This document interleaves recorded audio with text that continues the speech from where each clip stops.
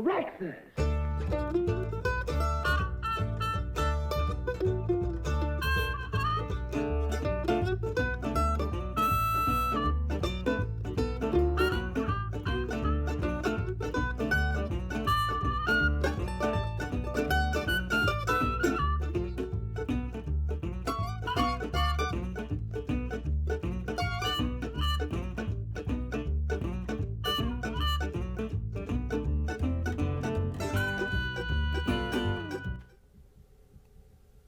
Good morning, and welcome to Comics for Breakfast. I'm your host, Jason MINK. Today we're going to be doing something a little bit different. Usually the comics that I feature at breakfast pick me. It's kind of like a slow-motion game of whack-a-mole. However, today the books we're going to look at today are from two of our most devoted viewers, Oren Phillips and his daughter Lina. Now, Oren and Lina sent these books ahead on, and as I read through them, I knew they'd be perfect for our breakfast. So who's on first? Why, it's Captain America 210 from June of 1977, and right off the bat, you can tell it's going to be a weird one. Now, as a kid, I wasn't sure what to think when Kirby returned to Marvel Comics in the mid-1970s. Oh, sure, I knew it was a big deal. Stan told me enough times in the Marvel bullpen bulletins, but I wasn't completely sold on the King just yet. Born in 1970, I'd completely missed Marvel's Silver Age and only knew of that period through the occasional reprint. Kirby's later artwork had aspects that young Mink found a bit off-putting. The open mouths, the blocky body proportions, and the flat, lifeless eyes on some of the characters, they left me uneasy. It was clear that Jack wasn't going out of his way to blend in with the Marvel Universe, which had changed significantly in his time away. In spite of featuring the Big Daddy Avenger himself, Jack's Captain America seemed to exist in its own little pocket, with a cast of characters rarely seen outside of the series. In S.H.I.E.L.D.'s bag of most urgent cases, File 116 heads the list. Forests and rivers throughout the globe are yielding strange monstrosities, and top field agents are dying in their capture. Someone is playing Frankenstein with the world, and his name is Arnim Zola.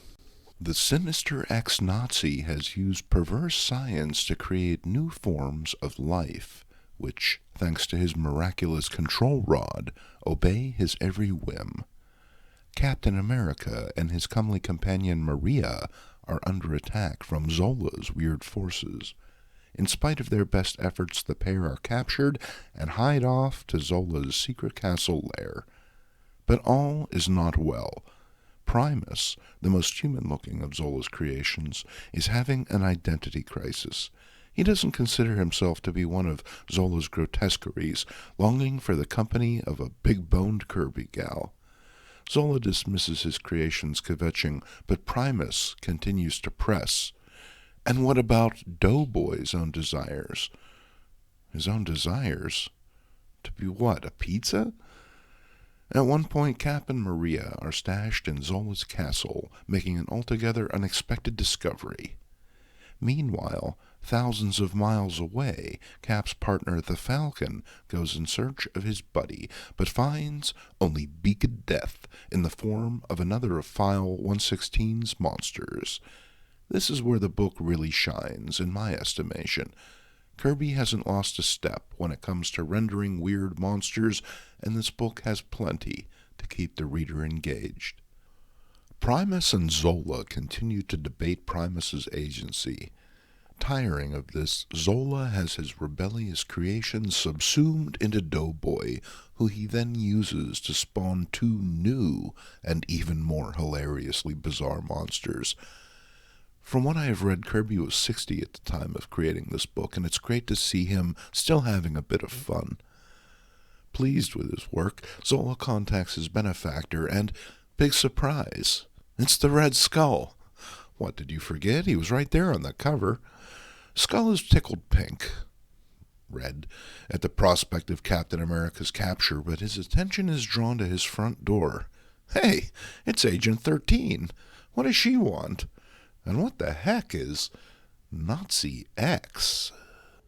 Alas, you're going to have to buy the next issue to find out yourself, effendi. Kirby's second pass at Marvel in the 1970s was contentious at best, and the artist would leave in 1978. Folks are divided about the quality of work from this period, but it's best to simply enjoy these comics for what they are, four-color blasts of adrenaline that never fail to entertain. So what's on second? Scary Tales. Why, it's some good old-fashioned spooky goodness from our friends at Charlton. Unlike the big two, Charlton horror appears deceptively staid. The covers are usually less obvious than Marvel or DC, but the content within could sometimes be surprisingly edgy. In our first terrifying tale, we find ourselves in a rustic cabin in the woods, where Daryl and his other brother Daryl are debating about a night out on the town. Only what to do about old Granny here?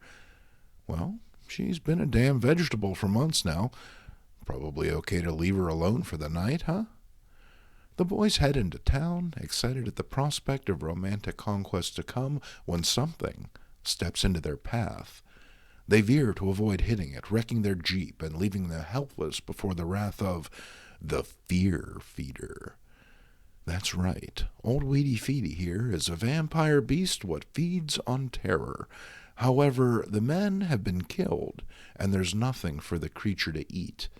It ambles off in search of sustenance, and we flash back to the cabin where, and I'm not making this up, Granny begins to call for Jed. Now, I understand that this is Charlton horror. You don't want to go too far over the plate and actually scare a kid or anything, but it really seems like a disservice to your artist here. This guy is working his ass off to make you a nice little story, and here you go throwing him under the bus with a Beverly Hillbillies callback. Meanwhile, down by what I can only assume is the cement pond, the feeder catches one of Ellie Mae's critters and wrings it out like a dish rag. Well, doggies! Moments later, the beast has managed to get into the cabin, but instead of reacting in fear, Granny instead lovingly embraces the feeder.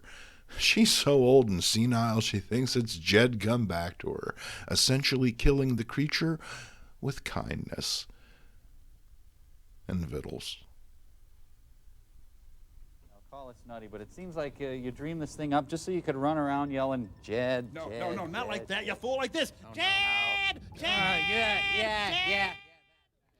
One of the nicest things about picking up any random Charlton from this period is discovering a neglected gem from Steve Ditko. Ditko did a lot of work for the company in the 1970s, and his stories appear frequently in Charlton's horror books of the time. Here he provides his uniquely timeless art for Dead Fire, the tale of a washed-up knife-thrower, Clem Duff, and his bitter wife, Ellen. As circuses were notorious hotbeds of passion, it only stands to reason that Ellen falls in love with the strong man, the allegedly Norse god Bador. They say he's 2,000 years old. Think about what he knows, huh? Well, for all that knowledge, he doesn't know enough not to rub another man's rhubarb. Clem does what Clem does, and before you know it, you've got a dead Norse god on your hands. Clem decides to make a break for the New World and gets a sweet gig as a lighthouse keeper. However, it's not all rooty-toot-kazoos, as minding the light is hard work, and sometimes, well, you drop the ball. A ship runs aground and, hey, look, it's Ellen Duff. It turns out the ship was carrying the circus to its next engagement. Now 2 for 2 on the murder front, Clem and his partner scavenge a trunk from the wreckage. Instead of any of that sweet, sweet circus treasure, the crate instead contains the vengeful ghost of Bador, who's come an awful long way to get his revenge. The dead fires rise. Bador's spirit confronts Clem, who obligingly throws himself out through the window and onto the rocks below. Moments later, the lighthouse is illuminated by the rising specter of Bador, who begins his long journey homeward. For a time, Ditko appeared content at the low-key Charlton, producing numerous sci-fi and horror stories for the publisher. Ditko valued his relationship with the company, which allowed him to produce pretty much anything he wanted at his own pace. It set up compelling tales like the one we just read, rich in the artistry and imagery the creator was known for. What's next? Why, it could only be Superman Family number 181 from January of 1977. Now, I had a pretty good feeling about this book from the cover alone, but the splash page absolutely confirmed it. In the prelude, we get a prickly back and forth between a king and a wizard. It turns out the wizard's prophecy was off by a day or two, but if the king will just be patient, his new bride-to-be is certain to arrive. Meanwhile, reporter Lois Lane has just completed a series of interviews with sovereign leaders of the world for a new piece she's writing entitled, Long Live the Kings.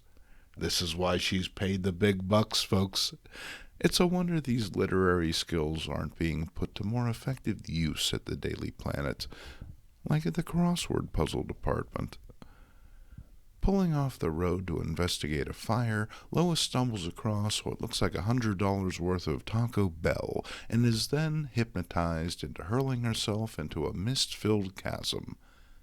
Meanwhile, on the other side of the world, Superman is showing off his latest weird gift for the aforementioned Miss Lane. He's giving her a necklace whose bizarre properties could only exist as a plot contrivance. Sure enough, once it's discovered Lois is missing, Superman realizes the gems in the necklace resonate with the gems in the bracelet, creating a trail for him to follow. Lois wakes up within a castle. Lurking in the rafters above is your standard-issue hunchback, who drops down once he's spotted. Lois is understandably put out by this and heads up into the rafters herself, where we're told she's safe because the hunchback's legs are too short to follow. Never mind the fact that scurrying up things is kind of a hunchback's M.O., and he was just up there himself like 2 panels ago, but I guess it's best not to dwell on the particulars. This isn't the Iliad or anything. In what's intended to be irony, the king and the hunchback are one and the same. Turns out he was only hiding in the rafters to admire her beauty. That'll stand up in court, won't it? Superman shows up just then, and boy, is Lois relieved to see him. In spite of his wondrous powers, our hero is susceptible to the forces of magic that exist in the kingdom, and he proves super ineffectual when it comes to getting he and Lois home. Not only does Superman suffer a humiliating beatdown at the feet of the Hunchback King, but he's transformed into a hunchback to boot. Egad! The king, now handsome, proposes to Lois, but she ain't having it. She loves Superman, in spite of him now looking like a less virile incarnation of Sloth from the Goonies. The king, struck by her nobility and the story's page count, renounces his evil, but the wizard isn't so quick to give up. If the king won't have Lois, he will. And why not? He does have the stupidest hat.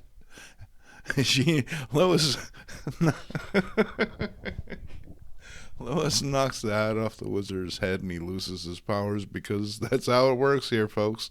All's well that ends well, except for the dead guy. It's not so good for him, I guess.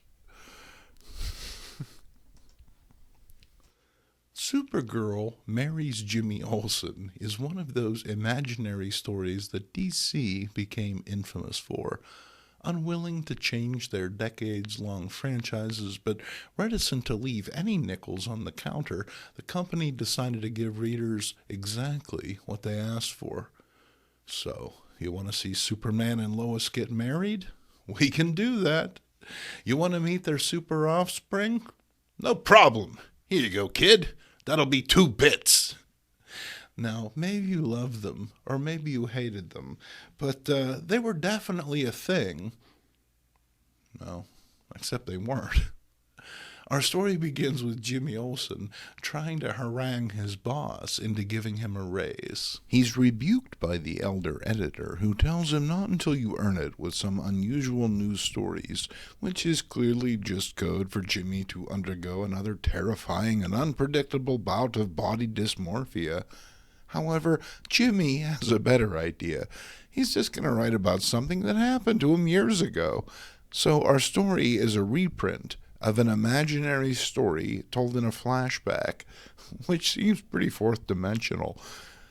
Jimmy goes back to the orphanage he once lived in while suffering amnesia. He puts on a show featuring all of the remarkable items that Superman has been irresponsible enough to trust him with over the years, in the process meeting another former resident. It's Linda Danvers, ex-orphan and current Supergirl. Exposure to Jimmy's red kryptonite gives her amnesia, and she forgets her true nature. Or still, she falls in love with Jimmy. Jimmy's on cloud nine. He's not even bothered that his usual crush, Lucy Lane, is lost in the eyes of some doughy 50-something. This Linda gal has it all. She even lets Jimmy kiss her. In the tunnel of love, no less. But all isn't cake in Bakersfield. Old fuddy-duddy Superman has caught wind of these cousin-kissing shenanigans, and he's not too keen about it, no sir. And while you might think that someone losing a considerable chunk of their memory would be a problem, Kara here seems to take it in stride. I guess becoming Mrs. Superman's pal trumps little things like self-identity. Superman manages to dope it out, but instead of confiscating every single souvenir he's ever irresponsibly given to his catastrophe-prone pal, he simply chuckles like a muttonhead and pisses off to Metropolis. And since it's an imaginary story, we jump right to the wedding proper. Boom! Superman is Jimmy's best man and still doesn't mention the whole, "Hey, buddy, your wife is an alien, so things like children? Forget that." But domestic bliss isn't quick in the offing, as Jimmy is suddenly swallowed by outstanding bills. Perry won't increase Jimmy's salary, so the kid rage quits. Once the red K wears off, Linda regains her memory and powers, but still inexplicably loves Jimmy. Imaginary or not, I don't buy it. In a way, this is the most unbelievable part of our tale. Supergirl could have anyone, but she chooses this feckless, danger-prone dolt. It's no wonder there was all that business with the horse boyfriend a few years back. It seems our girl Kara has some serious self-esteem issues. After a quick recap, we're off to the races, and it looks like our boy Jimmy is hanging out at a closed-down amusement park ride.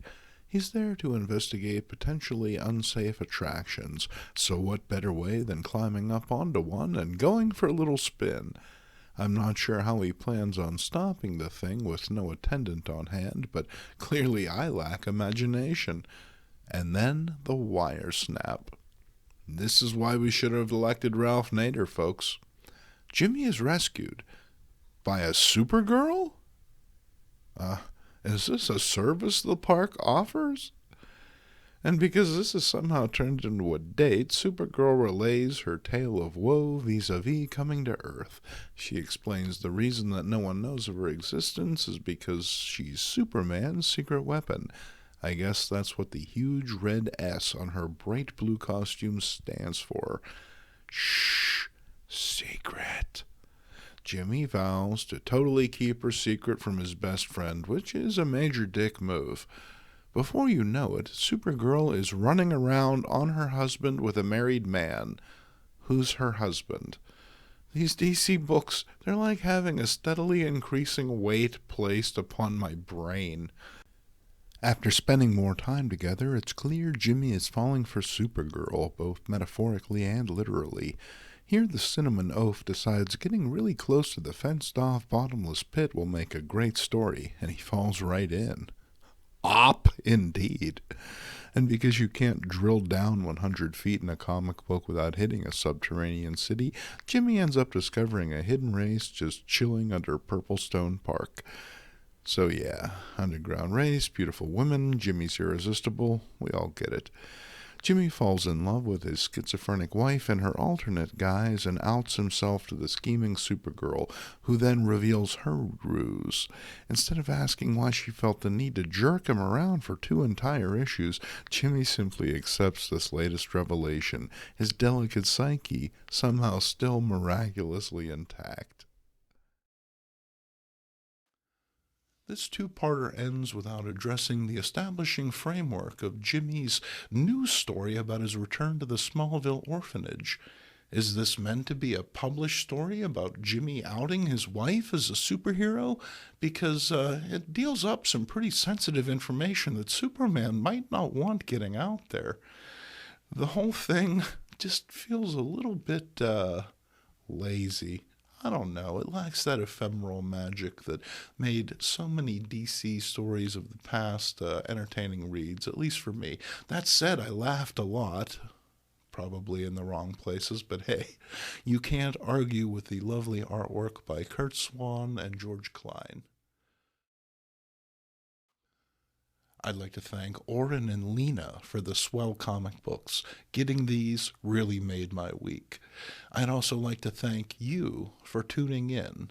I'm Jason Mink, and I hope to see you next week at breakfast.